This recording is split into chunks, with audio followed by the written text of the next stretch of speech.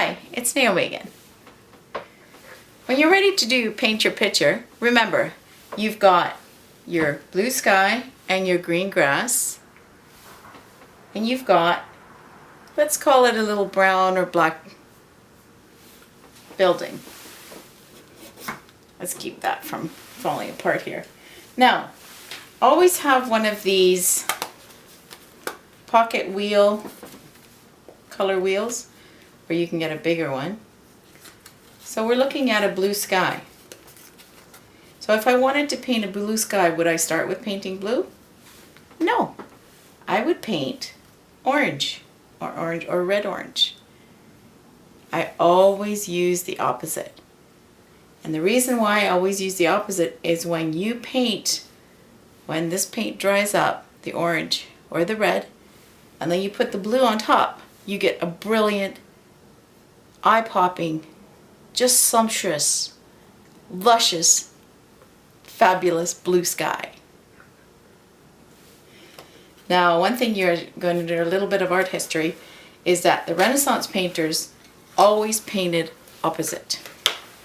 Michelangelo, Leonardo da Vinci, they always painted opposite colors, and that way the paint that they had during that time was very muted and dull. But because they painted opposites, if you go up to Mona Lisa, or if you go up to one of Michelangelo's paintings, you're going to see, sometimes under a microscope, opposite colors reflecting through the color on top. So what I've done here is I've gotten magenta, which is your purest form of primary red, and your primary yellow, or in this case we're using a Hansa medium yellow. Now these colors themselves,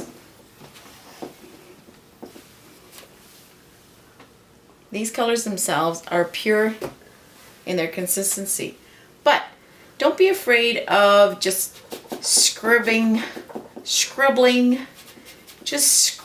or scrubbing paper into the canvas. Grind it up. Grind it in. Don't be careful. Just grind it up into the canvas. And make sure you got a canvas that actually holds your painting inside. So you're scrubbing it in, you're scrubbing it in. Now, you don't have to make it perfect because this is going to be covered, but you want to create a good layer, right? And just use a little bit of water, mix it in again. Now, I don't really want to cover over my barn, even though it won't hurt to create. Now I did one boo-boo, is that I didn't want to cut my canvas in half. That's actually our next lesson. So I'm going to let this dry, and again, here's a quiz.